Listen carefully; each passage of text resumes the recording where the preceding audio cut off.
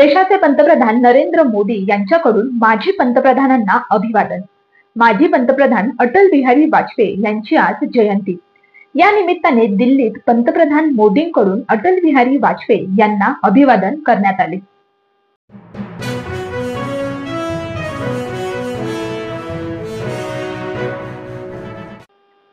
आम्ही काही सोन्याचा चमचा घेऊन जन्माला आलो नाही, आम्ही देखील कष्ट केले आहेत।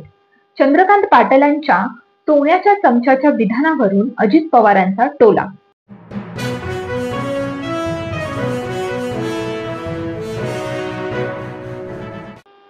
ठाकरे बंधू एकत्र झाल्यावर कळेल। गिरीश महाजन यांच्याकडे ज्या दिवशी सत्ता नसेल त्या दिवशी त्यांचे काय हाल असेल, ते कुठे असतील याचा त्यांनी विचार करावा।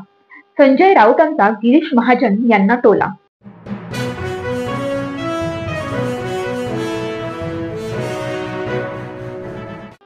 मुंबईत मुसळधार पावसामुळे रेड अलर्ट जारी। मुंबईसह अनेक ठिकाणी कालपासून आजही मुसळधार पावसाचा जोर कायम। पावसाचा जोर वाढण्याची शक्यता हवामान खात्याकडून वर्तवण्यात येत आहे, तर नागरिकांना सतर्क राहण्याचे आवाहन देखील करण्यात आले आहे।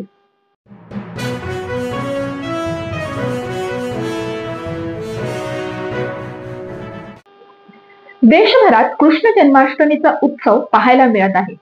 मुंबई, ठाण्यासह अनेक भागात कृष्ण जन्माष्टमी निमित्त दहीहंडी फोडण्यास सुरुवात झाली आहे।